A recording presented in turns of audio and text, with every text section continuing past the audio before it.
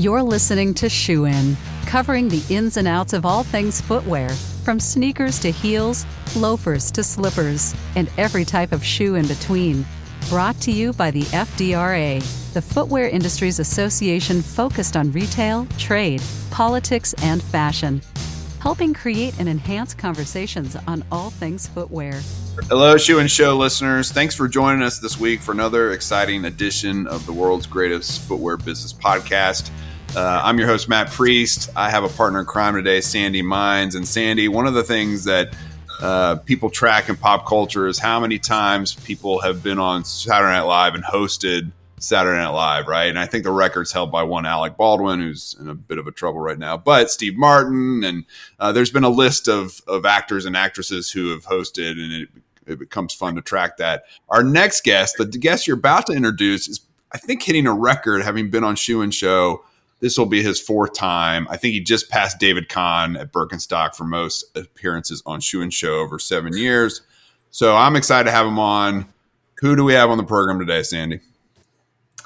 I am excited to announce that we have a fun and special guest, Cliff Sifford, Vice Chairman of Shoe Carnival and Chairman of FDRA, to our Shoe In podcast. I think he's been on just short of how many times I've been on. And it was suggested that Cliff becomes the new co-host of Shoe In. So we should get into that a little bit later in the episode. But I thought that was a great suggestion because Cliff knows everybody and is well liked. He's not very controversial in this industry, has a great amount of experiences, great background. He's not allowed to tell a shoe story because I guess people have heard it and know it already. He's gotten every award in the book. He's known for being kind-hearted and fair and a great leader. So I'm excited to have Cliff on today. Welcome. I don't know how I'm going to get out of my office after that introduction. My head's gotten so big. It's good to be back, and it really is good to be back. And I appreciate you guys having me on. Of course. So let's dive right into the retail landscape because, Cliff, you are, footwear retail like none other in our industry. You got your eye on or finger on the pulse of the industry as to what's happening. There's so many variables to track right now. Some are great, some are okay, some of them are terrible. From where you sit right now, how would you describe the footwear retail landscape? I think it's challenging. Number one, especially for retail, because all the product that wasn't being delivered during the pandemic finally got made, got on boats, got on the way here, and I think that not only in the shoe business but throughout retail, there's a bit of inventory that is going to have to be addressed at some point during the year, and I think it's going to have an effect. Obviously, not on Shoe Carnival's margin because I can't talk about that, but on retail. Period. So when you think about one of the things that we do as an organization, you are a chairman, and which we're super grateful for. It's been a fun almost 2 years now. But when we think about some of the things FDRA does is we survey our executives once a quarter, and we put that out in a Shoe Executive Business Outlook survey. We post that at FDRA.org. And so we just published our recent survey a week or so ago, and you've had a chance to look at it. When you looked at it, what are some of the things that stood out to you as to the reactions we're getting on the mood? Is the mood similar to what you just shared? Are there some surprises of what the feedback was when you read the outcome of the survey? You know what? And I'm going to go from memory here because I did look at it, and in fact, I sent you an email with I thought was very deep thoughts concerning most of which you probably threw in the trash. But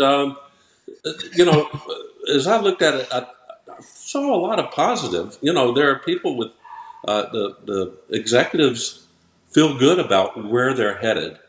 I think we saw that they're a little concerned about the inventory they have on hand today, but they seem to be very positive about the second half of the year and the opportunity there for even higher margins and increasing sales. So I found it to be positive. To me, as I said in my email to you, that's retail.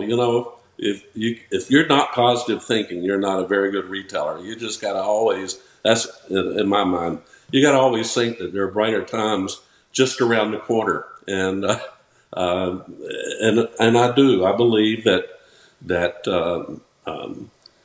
the economy is going to continue to improve, and that's going to show up in the retail landscape.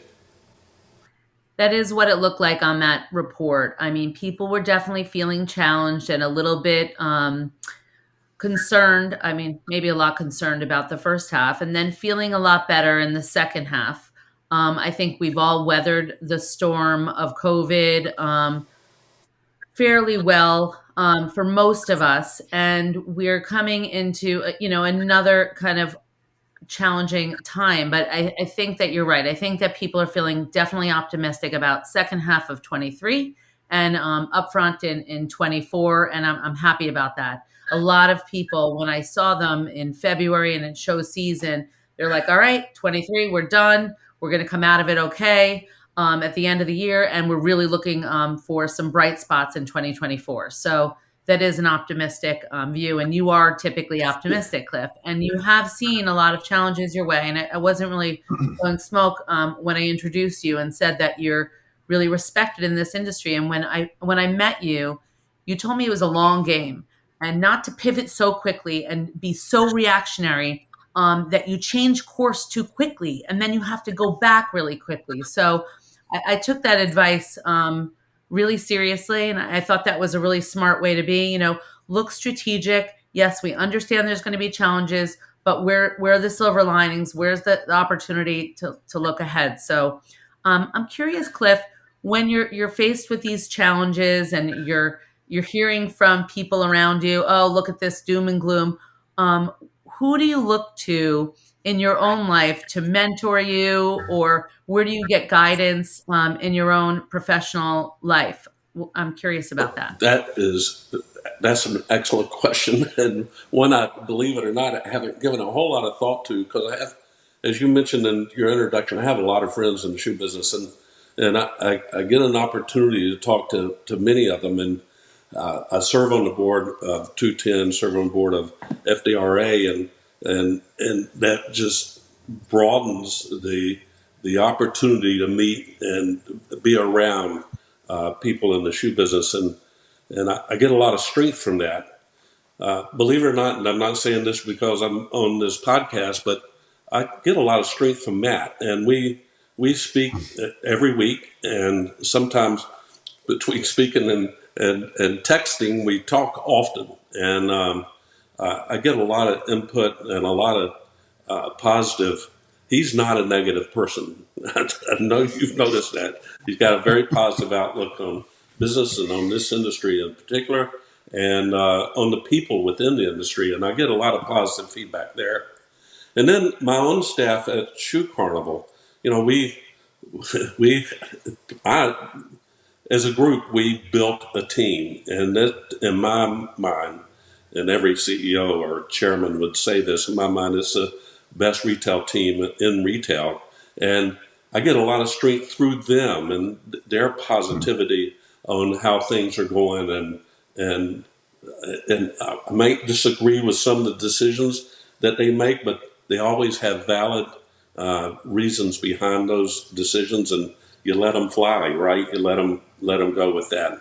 So I choose to look at life. I really choose to look at life. My wife will tell you this with an optimistic eye, glass always half full, and that's pretty much served me well in my career because I'm not the most talented guy. I'm not the best picker you've ever met from a buying standpoint.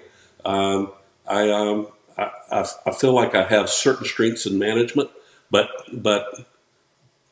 having a positive attitude seems to rub off on people that you report to and people that report into you, and I think that has served me well. That was a great question, Sandy. Not because he answered, I was part of the answer, but and there's a red envelope with some cash that'll be delivered to your house here very shortly. But Cliff, the feeling's mutual. We laugh so much, and it's always a highlight of my week to connect with you. And the mentoring you've done for me and to the organization has been just phenomenal, and so I'm super grateful. Let me talk about that approach of positivity.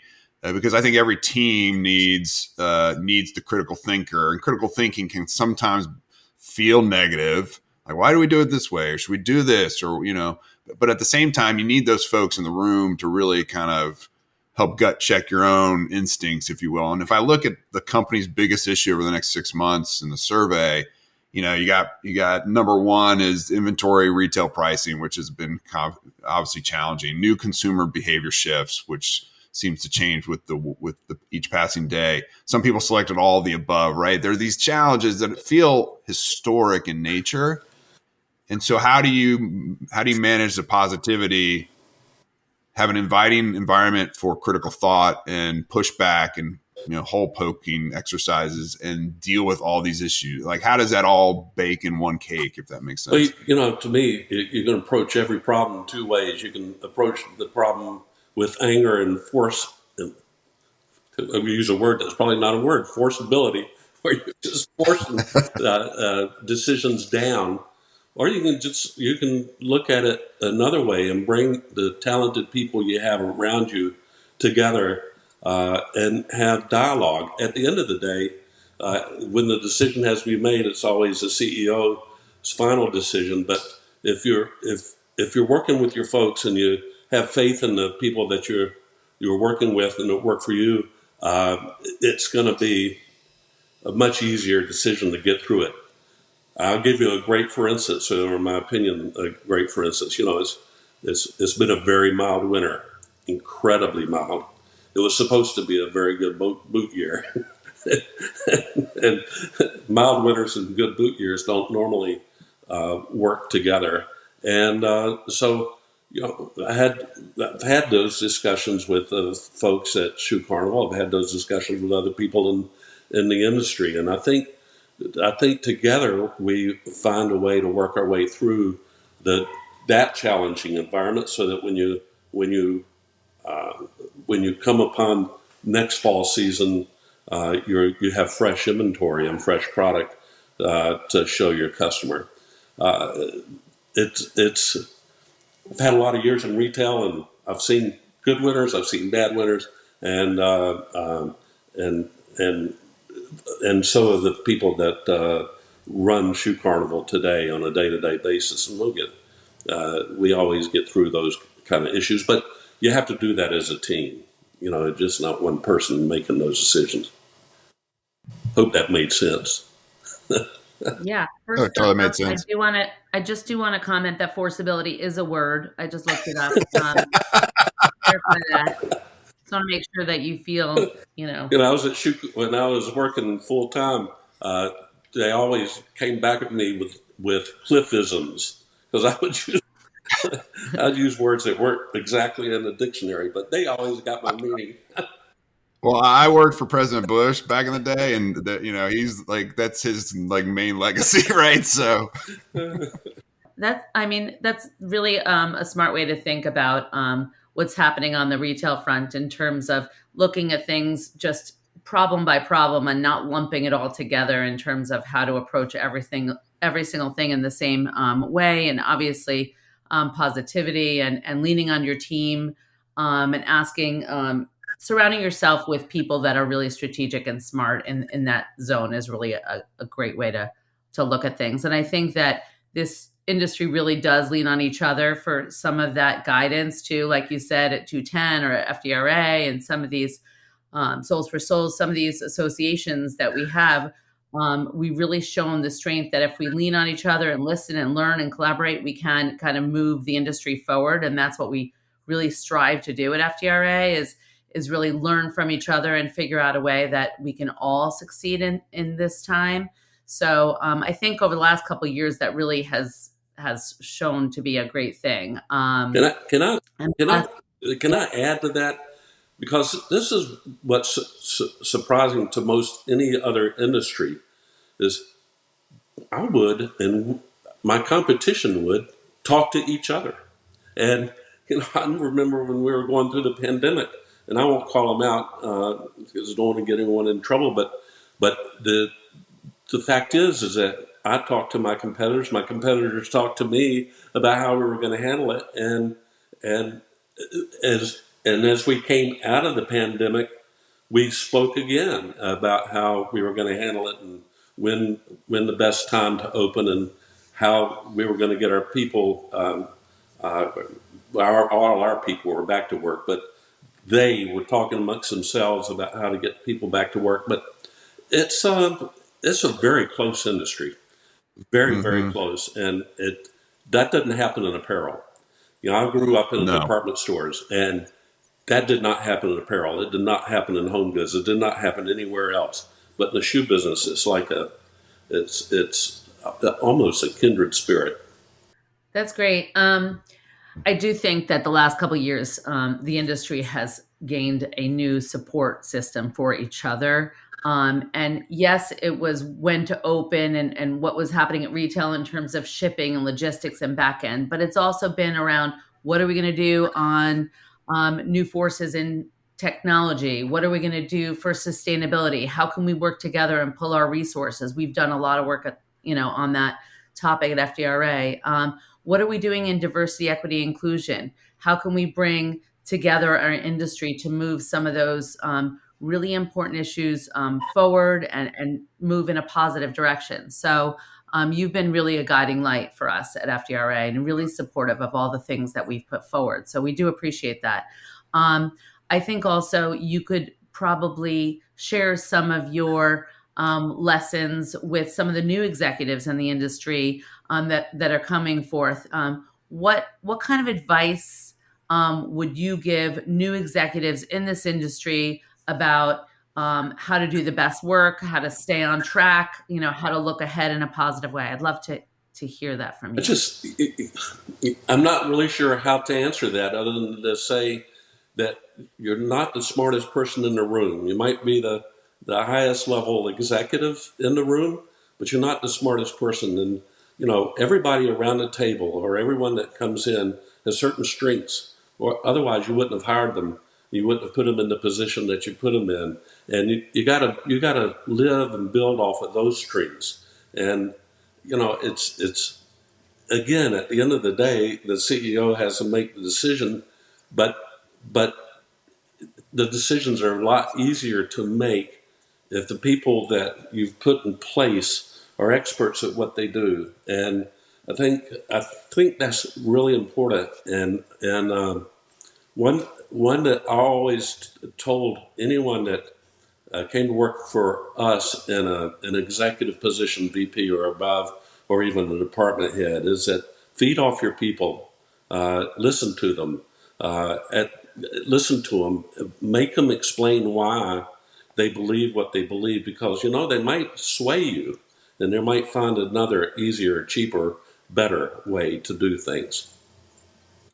Yeah, I love that advice, particularly in this environment, Cliff, where we have so many companies have hybrid approaches. There's this kind of conflict between old school management, got to be at your desk, have to be, 9 to 5, keep hours. And then now work is just bled out into all aspects of life. And so you have to have more flexibility, particularly for the younger generation. But at the end of the day, why do you hire someone that you hire? You hire someone, you trust them to do the job that you've asked them to do on behalf of the organization. And if you can't trust them to do that when no one's looking over their shoulder, right, or they're not in a corporate office or setting, you'll never be able to trust them. And so treating people like adults, allowing them to have their voice in the conversation, even there are times when your gut might be like, you know what, I have a different view, but I want the team member to feel empowered and to have ownership and accountability with what we're doing. So let's go that route and see what happens. And almost all the time, I'm surprised that it works out in that sense. So I think really the people is really the strength of the industry and the strength that Shoe Carnival, as you've indicated, and relying on those people is critically important. You hire good people, you can trust them, and then guess what? You're successful. And even if they're challenging variables, as we see in this survey, they're all over the place. You almost feel there's this camaraderie and this culture that you've built up that you can face any challenge. And so, good times and bad, you have the right people around you. It's so true, and we've found that over the years, and you know, we've hired people that couldn't do the job, and we had to make we had to make decisions that weren't easy decisions. But you do that, then you replace those people with people that have more experience or have better ideas, whatever the case may be, and that's the way you continue to grow the company. Yeah, And yeah.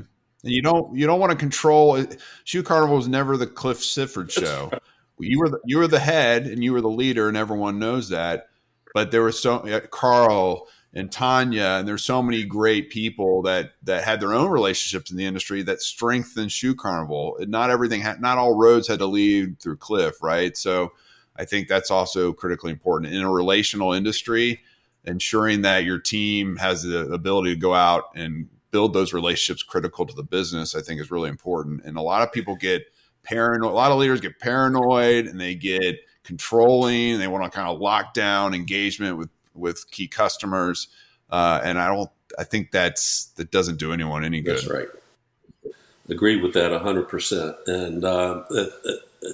And I was lucky early in my career to have managers that felt the same way. So, you know, I think you're a product of the way that your career progresses. You know, the first person that you ever worked for has a lot of influence on the way that your next position works, right? And that just continues to rub off on you throughout your career. But eventually you work into something that is you and the way you manage, and hopefully it become an inspiration for someone else to say, oh, you know, I like the way that person did this, and I think that's the way I want to manage in the future. That's great advice. That's great advice for executives. I live by it too now, and you really, shown me that kindness matters. You respect people in the room. You give people a voice. You listen, and I want to say thank you for that. You've really been a great contributor to FDRA and to me. So I appreciate that, and I think that advice is really good for executives. So thank you. All right, so we're going to close out this conversation with a reminder to our listeners that we're having a really important event coming up, and that's April 26th and 27th in Washington, D.C., Cliff. That's our Shoe Executive Strategy Summit. You're going to be there. We are honoring you. We've rented out the National Archives and the U.S. Constitution, the Bill of Rights, the Declaration of Independence, the Magna Carta, the Lombardi Trophy. They're all going to be there, and we're going to be honoring you. And now that everyone's listening to this episode knows how wonderful you are, even though they don't know you, knows why we would honor you. And so, what are you looking most forward to the event coming up on the 26th and 27th of April? You know, the first thing I want to say is I look forward to the fact that I don't have to give a speech. I'm very excited about that. But I remember when Rick was chairman, and he gave this unbelievable speech on his last day as chairman, and that's the only thing. When you told me that my pathway from treasurer up was to eventually be chairman, I just couldn't see myself giving a speech as well as he did. But anyway, gotten off the subject a little bit. But I'm looking forward to that. I'm looking forward to the fact that you have a great, just an incredible itinerary for that day that we're going to learn so much from. When I saw the things that you and your team had put together, I even called Shoe Carnival and said, we need to send more than just me. We need to get other people there. And I would encourage every company, it's not to send one or two. Send your operations person. Send the person in charge of your legal teams and your merchants, and it's really going to be a full day of learning, a full day of meeting other people, which is great. But what you're going to take away from this is so much greater than anything else you could be doing in that particular day, I believe. There you go. That's well said. And I'm very excited about it. I'm excited about being in the audience and learning myself. So I think you and your team have done a terrific job putting together a great itinerary. And I would encourage anyone to go to FDRA.org and look at it. And I hope I said the website correct. But Yep. You nailed it, buddy. You nailed it. 2 years, you memorized FDRA.org. Good job. As soon as I said it, I said to myself, is it .org or .net? You said it with such confidence. I agree with you, Cliff. That's why we have a ton of great brands signed up. Shoe Carnival's coming, Shoe Show, Rack Room, DSW, Nike, Under Armour, Steve Madden, Foot Locker, you name it, they're coming. And so I hope that folks will go to FDRA.org or shoeexecutive.com and they can sign up there. And so, Cliff, thank you for joining us for today's conversation. We're super grateful to serve the industry alongside you and for your guidance and wisdom.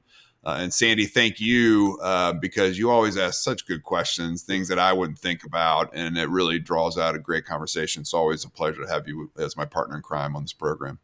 It's awesome to see both of you or to talk to both of you. Unknown to the people listening to the podcast, I can see them, so it's great great to see your smiling faces. And look forward to seeing you in Washington. Look forward to seeing everyone in Washington. And it's going to be a great, great event. For sure. Sandi, you got any closing thoughts? No, I just want to say thank you, and I look forward to seeing you in April. Awesome. Well, thanks, everybody. This has been another edition of Shoe and Show, the industry's leading business podcast. We hope that you go to shoeandshow.com to check out all of our episodes. You can listen to everything that Cliff has said to us on tape over the last 7 years. It's all there in the archives. You can also subscribe. We ask that you do that and rate us within the Apple podcast system. 5 stars is always appreciated. And in the meantime, shoot us a note if you think we should cover other topics or you'd like to come on Shoe and Show yourself. We'd love to have you on. And so until next time, Shoe and Show is out. Shoe In has been brought to you by the FDRA, the Footwear Industries Association focused on retail, trade, politics, and fashion, helping create and enhance conversations on all things footwear. For information about FDRA, visit fdra.org.